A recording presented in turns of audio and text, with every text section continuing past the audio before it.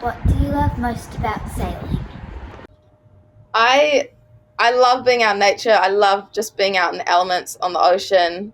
But I also really love the competition, and I love having something that I can work really, really hard for and see improvements every day. And for me, that's I can use sailing to do that. And yeah, I love the team aspect of it and sailing with the sailing partner.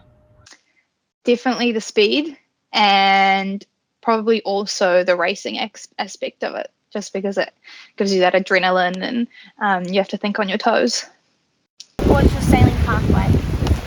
So I started out in Optimus, and then I sailed P class and Starling and did 420. And then at the end of high school, I started sailing the 49er FX. And then I sailed that for about 4 years. And then I moved into the NACRA 17 class, the foiling catamaran, which is what I sail now.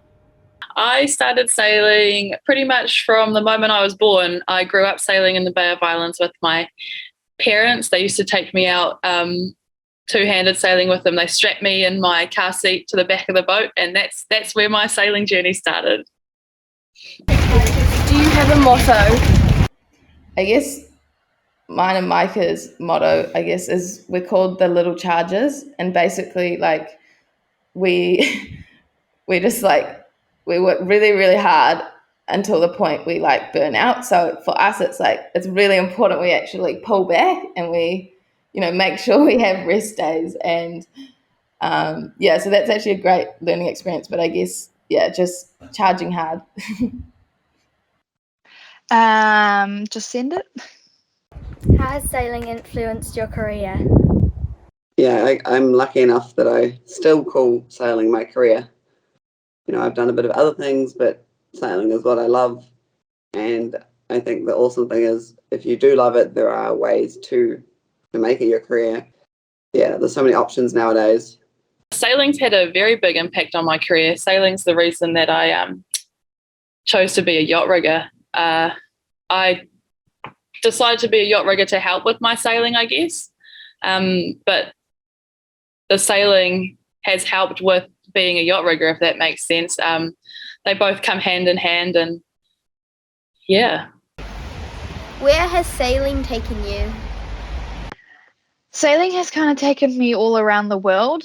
I started homeschooling or correspondence school in year 11, the end of year 11, so for year 12 and 13, so that I could travel at the same time as doing my schooling. And one year I even went to all continents in the world except for Africa and Antarctica, in the space of 12 months. So that's pretty cool, I guess. Sailing has taken me so far, and not just competing, also coaching, managing teams, and now as a part of my career. And I think there's just so many different directions the sport can take you, and it's a pretty exciting world of opportunity. You are one of our role models. Who are your role models? When I was younger, and actually still today, my biggest role model were Joe, Ali, and Polly Powery. I remember watching them win gold in the London 2012 Olympics. And then I remember thinking, I was actually quite close to these people, and, I used to see them around the yacht club and at regattas, and I thought, wow, if they can do it, then, why can't I give it a shot? And then, yeah, it was really cool because Joe actually ended up my coach in the NACRA 17. So, yeah, it's really cool how we've been, I guess, connected over all these years, and, you really are quite close to your role models. So, yeah, I'm stoked if I can be that for someone else. So when I came through sailing, it was Barbara Kendall and Leslie Ignott. So they're actually parents now.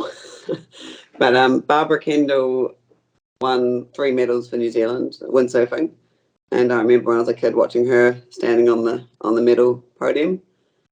And then Leslie Ignott also won an Olympic medal in the 470, and she skippered an America's Cup yacht. So I always thought that was something I wanted to do. So she was definitely one of my role models.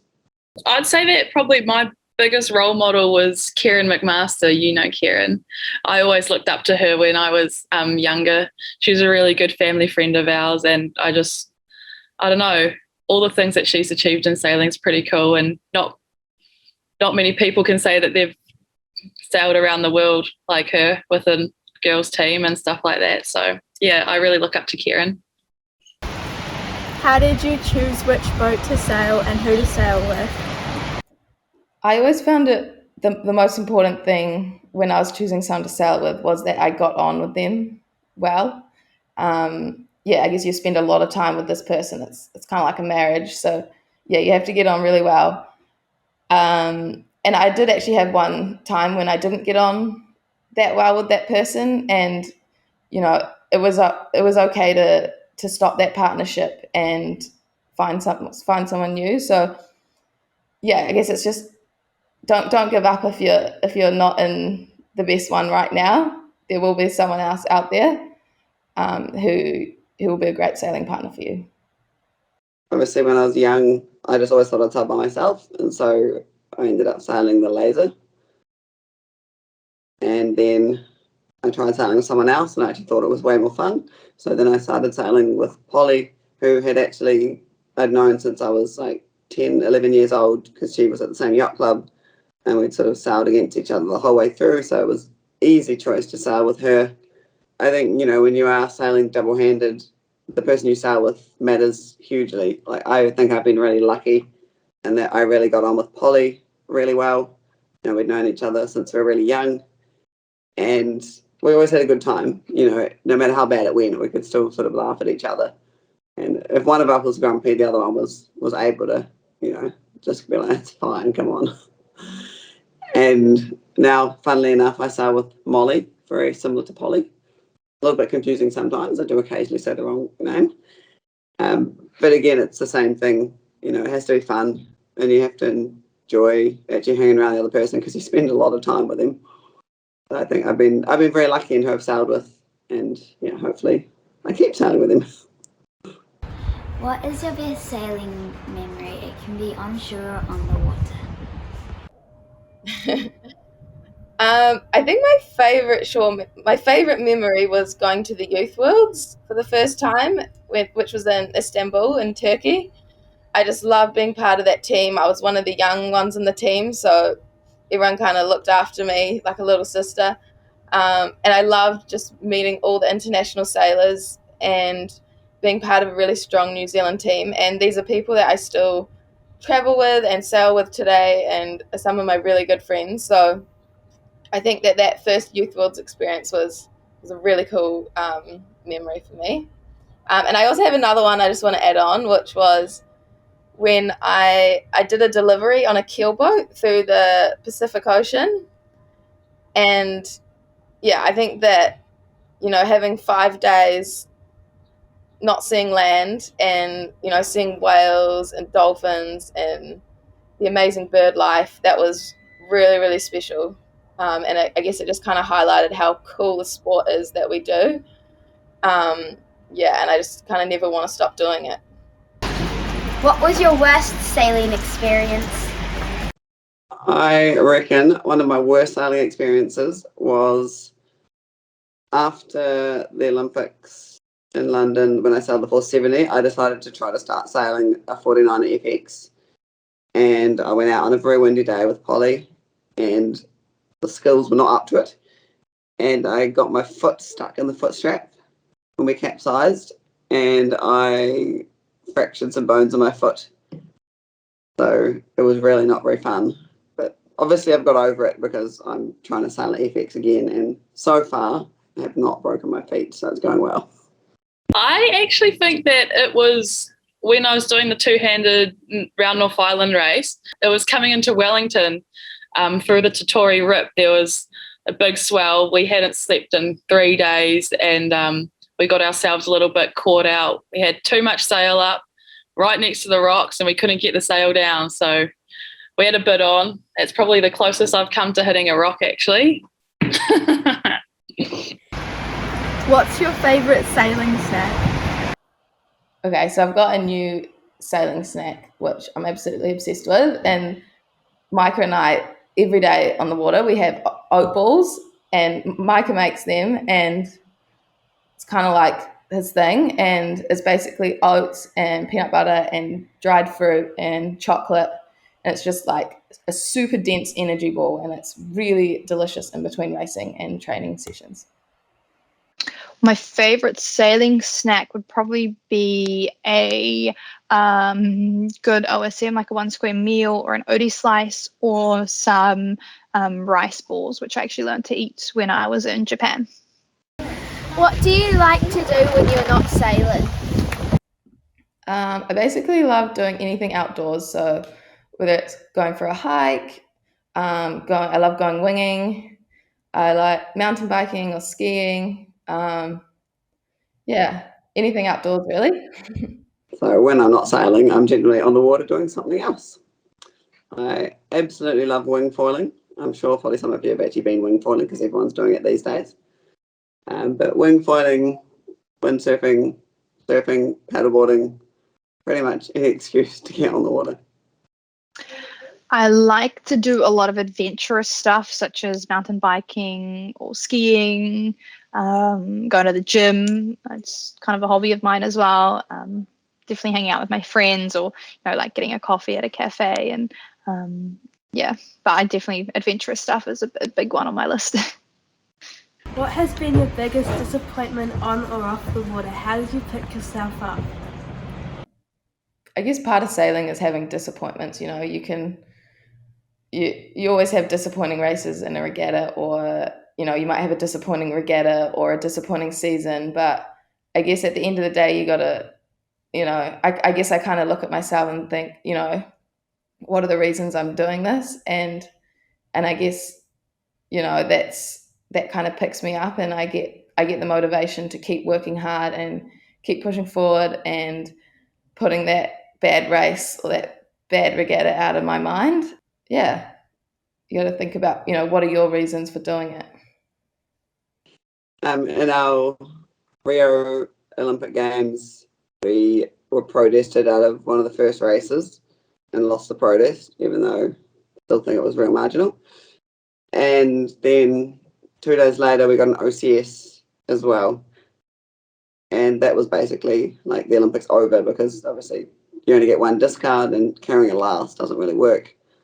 So that was probably one of the hardest things I've had to deal with sort of on the water, or trying to know that I'd felt like wasting 4 years and then having to go out and keep sailing.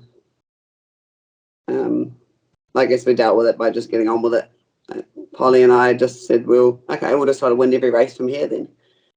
And we nearly did that, and it was enough to come back with a silver medal. So I guess we bounced back pretty well, but pretty tough at the time.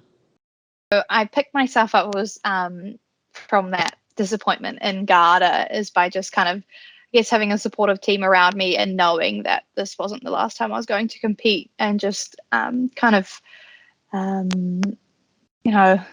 be sad for a bit and then move on, and just start building up for the next event, and definitely have people around you who are supportive and just edge you on for that next event, and just to train. Do you have any words of advice for us girls? I guess I just want to say that, when they say sailing is a sport for life, it really is. And make sure that you find the avenue that works for you. If you're not enjoying a certain type of sailing, then, there's definitely something else out there that you will enjoy. And if you do get the opportunity to do something different in sailing, or something really cool, or sail with a particular person, I'd say, take those opportunities, because you never know where it could lead. I guess, especially for women in sailing right now, there's so many amazing opportunities out there. And if you want something, then, put the work in and work really hard, because you never know what you could achieve. Yeah, I went through a little bit of time when I was probably 11 or 12 where I didn't actually enjoy going sailing anymore.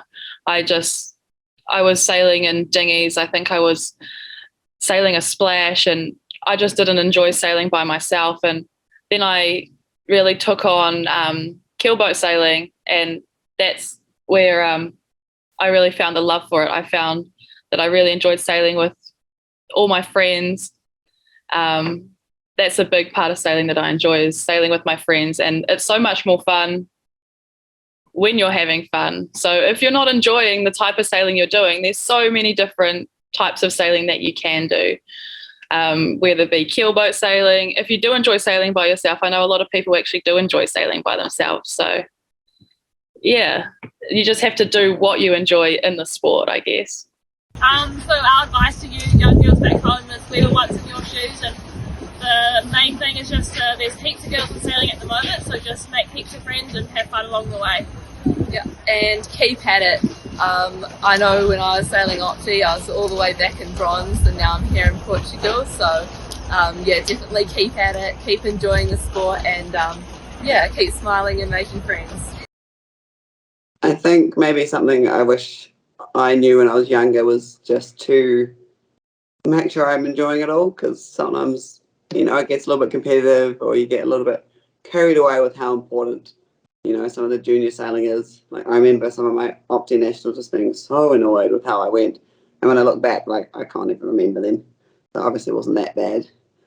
But just the fact that, it's fun to be out there and fun to be doing this with a bunch of friends, and keep it that way. I think that's something you can keep the whole way through if you want to keep sailing. But just really making sure you are enjoying it, and you got to be able to laugh at your mistakes, because you're going to keep making them, and that's part of the fun.